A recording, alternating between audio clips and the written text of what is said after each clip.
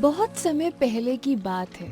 लक्ष्मी नगर नाम के एक राज्य में प्रताप सिंह नाम का एक राजा राज्य करता था और उसी राज्य में ढोंडू नाम का एक सिपाही उस राजा के लिए काम करता था। ढोंडू काफी डरपोक और कंजूस किस्म का इंसान था। एक दिन सुबह वो अपने घर में सोया हुआ था और नींद में ही बोल रहा था। भाग भाग के जाओगे कहाँ डाकू? आज मैं तुमको छोड़ूंगा नहीं। और ढोंडू की पत्नी मालती रसोई घर में खाना बना रही थी। तभी ढोंडू नींद में अपनी बाजू में रखा हुआ भाला उठा के मालती की ओर फेंकता है और वो भाला बर्तन में जाके गिरता है और सारी सब्जी नीचे गिर जाती है। हाय राम, ये क्या कर दिया इन्होंने? ये तो रोज रोज का ही है इनका। आज तो मैं इनको छोड़ूंगी नहीं। और मालती पानी की बाल्टी लेके जाती है। अजी सुनते हो, उठ जाओ अब। ढोंडू तब भी नहीं उठता और मालती पानी ढोंडू के ऊपर डाल देती है और तभी ढोंडू नींद से उठ जाता है। अरे ये डाकू कहाँ गए और मैं घर कैसे आया? मालती गुस्से से कहती है, उठो आप पहले, आप नींद में थे। क्या मालती, क्यों उठाया मुझे? अच्छे खासे वो डाकू मेरे हाथ में आए थे और मैं उनको पकड़ने ही वाला था कि तुमने मुझे उठा दिया। आप पहले उठो, सुबह के 8 बज चुके हैं। आज जाना नहीं है क्या काम पर? हाँ हाँ उठता हूँ।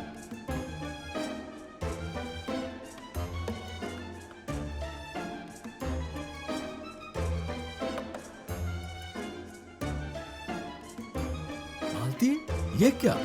ये सब्जी कैसे नीचे गिर गई? आपने ही तो नींद में भाला फेंका था, तो उसी वजह से सब्जी नीचे गिर गई। अब जल्दी से काम पर जाओ और शाम को आते वक्त आम ले आओ। बहुत दिन हो गए आपने आम नहीं लाए। आम बहुत महंगे हैं, इसलिए मैं नहीं लाता। तो क्या हम पूरे आम के मौसम में आम नहीं खाएंगे क्या? हाँ हाँ आते वक्त लेता आऊंगा। अब ढोंडू जल्दी से तैयार होकर हाथ में थैला लेकर राज दरबार में जाने के लिए निकलता है। रास्ते में उन्हें चिंकी और गोलू मिलते हैं और चिंकी कहती है, अरे ढोंडू चाचा, कहाँ जा रहे हो? मैं आम लाने जा रहा हूँ। ढोंडू चाचा, बाजार में आम बहुत महंगे मिलेंगे, आप खरीद कर क्यों ला रहे हो? आप ऐसा करो, भूतिया महल के सामने जो आम का पेड़ है ना, वहाँ से फोकट का ले आओ। आपको ताजे ताजे आम भी मिल जाएंगे और आपके पैसे भी बच जाएंगे। फोकट? क्या बात कर रहे हो? तो फिर मेरे पैसे बच जाएंगे। मैं पहले काम पे जाता हूँ और आते वक्त पेड़ से आम ले आऊंगा। वैसा कहकर ढोंडू वहाँ से चला जाता है।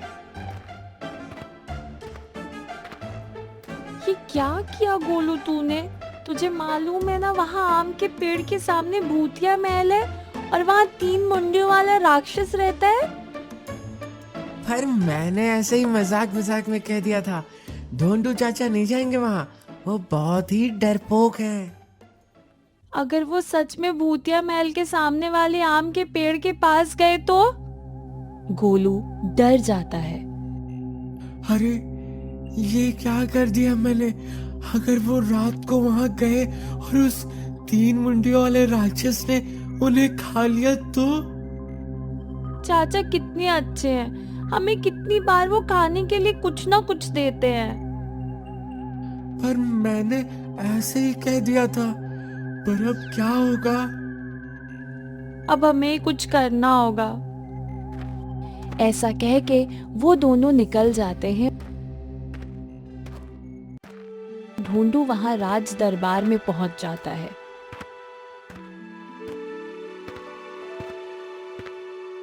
उसी वक्त एक बुजुर्ग आदमी रोते हुए राज दरबार में आता है और राजा प्रताप सिंह चिंतित होकर उन्हें पूछते हैं, क्या हुआ आपको?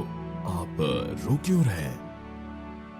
महाराज, दरअसल कल रात जब मैं अपनी सब्जी की दुकान बंद करके जब घर आ रहा था, तभी कुछ चोरों ने मेरी दिन भर की कमाई लूट ली और वो चोर भाग गए। क्या चोरों ने आपको लूट लिया? मैं अभी उन चोरों को पकड़ने का आदेश देता हूँ।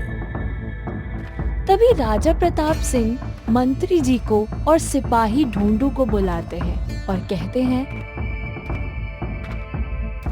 हमारे राज्य में बहुत चोरियां हो रही हैं। इसके पहले भी कई लोग शिकायत लेकर हमारे पास आए थे। मंत्री जी और सिपाही ढूंढू, इसके पीछे जो भी हैं, आप उन्हें जल्द से जल्द पकड़िए और जेल में डालिए। और ये काम मैं आप दोनों को सौंपता हूँ। वैसा कह के वो चले जाते हैं और कुछ सिपाही को लेकर ढूंढू उन चोरों को ढूंढने निकल जाता है। राज्य के लोगों को पूछताछ करते हैं पर उन्हें कुछ नहीं मिलता और शाम हो जाती है। सारे सिपाही अपने अपने घर निकल जाते हैं और ढूंढू को याद आता है कि उसे आम ले आने हैं और वो आम की पेड़ की तरफ चला जाता है। चलते चलते रात हो जाती है।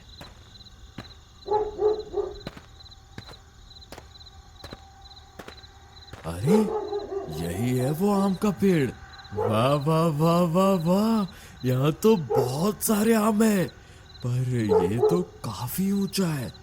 इन्हें निकालें कैसे? और तभी पीछे से आवाज आती है, मैं मदद करूं? और ढूंढू पीछे देखता है और वो डर जाता है। अरे ये तो वही 3 मुंडियों वाला राक्षस है। और ढूंढू राक्षस को पूछता है, आप सच में इतने लंबे हो? हाँ। तो मेरा एक काम करो ना। क्या? मुझे पेड़ से 6-7 आम निकाल के दे दो ना। क्या मेरा मजाक उड़ा रहे हो? रुको रुको, मैं अभी तुम्हारा सूप बना के पीता हूँ। बहुत दिनों से मुझे आदमी का सूप पीने की इच्छा थी, वो आज पूरी होगी। नहीं नहीं। और वो ढूंढू के पीछे भागता है। बचाओ बचाओ, ये तो मुझे खा लेगा। अरे कोई है, बचाओ। भागते भागते जैसे तैसे ढूंढू घर पहुंच जाता है।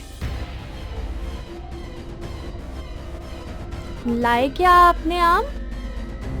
अरे आम को लेके क्या बैठी हो? यहाँ मेरा सूप बनने वाला था। सूप कोड़ करने वाला था और आप इतने घबराए हुए क्यों हैं? मुझे आज वो 3 मुंडियों वाला राक्षस दिखा था। क्या? कहाँ देखा था? आम के पेड़ के पीछे। आप क्यों गए थे वहाँ? आपको पता है ना, आम के पेड़ के सामने वो 3 मुंडियों वाला राक्षस रहता है। वो अब जाने दो, आप पहले चिंकी और गोलू को ढूंढने जाओ। वो आपको ढूंढने गए थे। अरे पर उनको किसने भेजा? आपको आने में देर हुई तो मैंने उन्हें आपको ढूंढने के लिए भेजा था। वो आम के पेड़ की तरफ गए होंगे।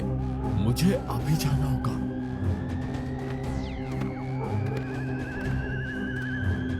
और उधर चिंकी और गोलू ढूंढू को ढूंढने आम के पेड़ की तरफ जाते हैं। हम इतने रात उन्हें ढूंढने जा रहे हैं, ये ठीक है क्या? मुझे बहुत डर लग रहा है। जाना तो पड़ेगा ही, तुमने जो उन्हें वहां भेजा था। चिंकी और गोलू आम के पेड़ के सामने पहुंच जाते हैं। वहां पहुंचने के बाद इधर उधर देखते हैं। यहाँ ढूंढू चाचा तो नहीं दिख रहे। और तभी वहां वो 3 मुंडियों वाला राक्षस आ जाता है।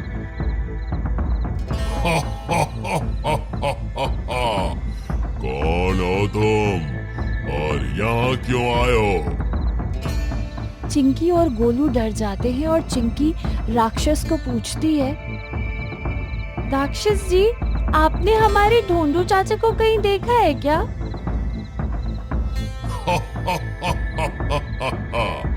तुम्हारे चाचा का तो मैं सूप बनाकर पी गया और अब तुम्हारी बारी है।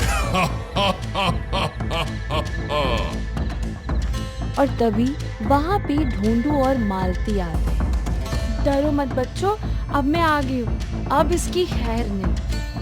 तू फिर से आ गया, अब तो मैं तुझे खा ही जाऊंगा। तू मेरे पति को खाएगा? पहले ये खा। ऐसा कहकर मालती उसे बेलन फेंककर उसके नाक पर मारती है। चिंकी राक्षस की नाक नीचे टूटी हुई देखती है। अरे ये राक्षस की नाक तो असली नहीं है, ये तो लकड़ी की बनी हुई है। ये देख के ढोंडू उसके पैर पर जोर से भाला मारता है और वो राक्षस नीचे गिर जाता है।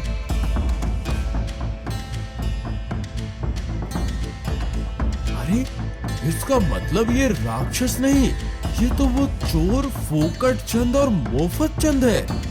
और यही वो चोर है जो राज्य में चोरी कर रहे थे, एक दूसरे के कंधे पे खड़े होकर लोगों को डराते थे।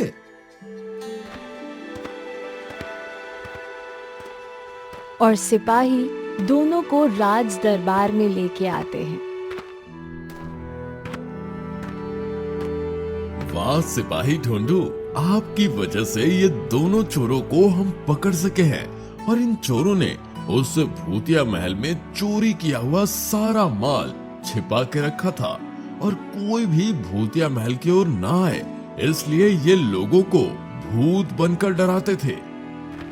वैसे कहकर राजा ने उन चोरों को आजीवन कारावास की शिक्षा दी और राजा ने खुश होकर ढोंडू को तोहफे में 1000 सोने की मोहरें भेंट